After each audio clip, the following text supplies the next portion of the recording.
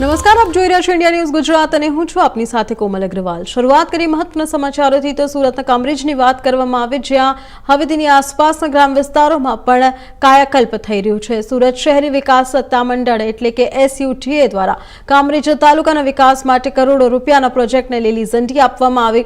રાજ્યના આરોગ્ય મંત્રી શ્રી પ્રફુલ્લભાઈ પાનસેરિયાના હસ્તે આજે કામરેજના કરજણ અને વલસાડ ખાતે મહત્વપૂર્ણ વિકાસ કામોનું ખાતમુહૂર્ત કરવામાં આવ્યું હતું। ગુજરાત અર્બન ડેવલપમેન્ટ મિશનની ગ્રાન્ટ હેઠળ હાથ ધરવામાં આવેલ આ પ્રોજેક્ટની મુખ્ય વિગતો આ મુજબ છે। કરજણ ગામના ઐતિહાસિક તળાવને હવે એક આધુનિક પિકનિક સ્પોટ તરીકે વિકસાવવામાં આવશે। અહીં પેવર બ્લોક, વોકિંગ ટ્રેક, બેઠક વ્યવસ્થા, બાળકો માટે પ્લે એરિયા અને રાત્રિના સમયે આકર્ષક લાઇટિંગ જેવી સુવિધાઓ ઊભી કરવામાં આવશે।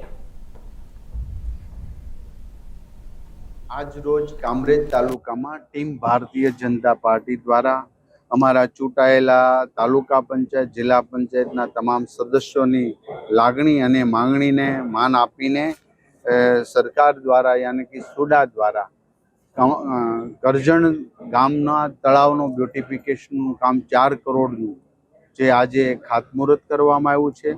અને ખૂબ જ ટ્રાફિકવાળા રોડની વચ્ચે આવેલી કેનાલ વલસાડ કેનાલ, જેના બંને બાજુ RCCની હોલ બનાવવાનું જે 6.75 કરોડનું કામનું ખાતમુહૂર્ત કરવામાં, એટલે ટોટલ 10 કરોડ ઉપરની રકમના આજે કામરેજ ગ્રામ્યની અંદર વિકાસના કામો કરવામાં આવ્યા છે।